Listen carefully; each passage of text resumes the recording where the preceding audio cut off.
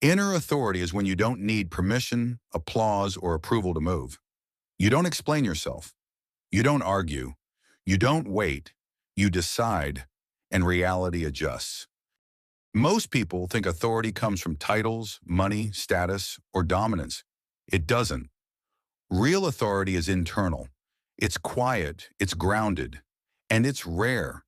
Inner authority is the ability to lead yourself, even when it's uncomfortable, lonely, or unrewarded. And if you don't have it, the world will lead you instead. Part 1. You don't seek validation. People with inner authority don't fish for reassurance.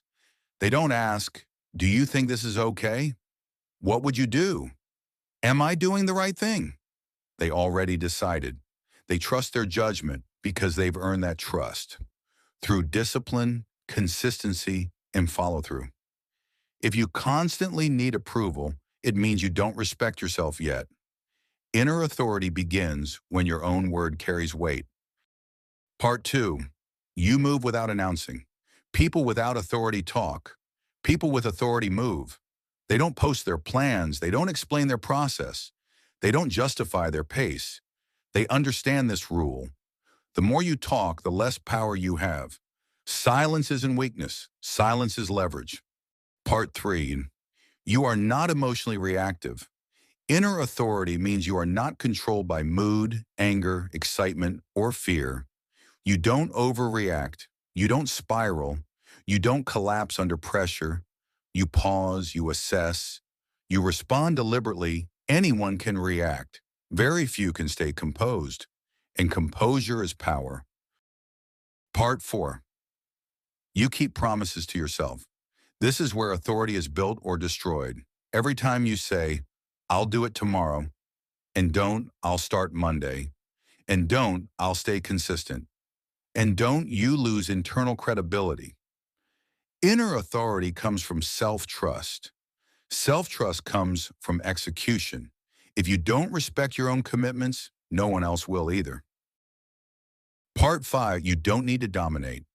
People who lack authority try to overpower others. They interrupt. They raise their voice. They seek control. People with inner authority don't need to dominate because they are already solid within themselves. They let others talk. They listen. They speak last. And when they speak, it lands. Part 6. You accept responsibility fully. No excuses. No blaming circumstances. No pointing fingers. Inner authority means saying, "This is on me," even when it's unfair, even when it hurts, even when no one sees the effort. The moment you blame something outside yourself, you give up control. Authority only exists where responsibility lives. Part 7. You are comfortable being disliked. Inner authority is not about being liked. It's about being aligned. People with authority set boundaries, say no, disappoint others, walk away when needed. They don't chase approval. They don't explain boundaries. They don't negotiate standards. They'd rather be respected than accepted. Part 8. You move at your own pace. People without authority rush because they're insecure. They compare. They panic. They copy. People with inner authority move deliberately. They understand timing. They wait when necessary. They act when ready. No urgency driven by fear. No delay driven by comfort. Just precision. Part 9. You don't need external identity. No labels, no performance, no image maintenance. Inner authority means you know who you are without social proof, titles, attention, recognition. You don't need to convince anyone.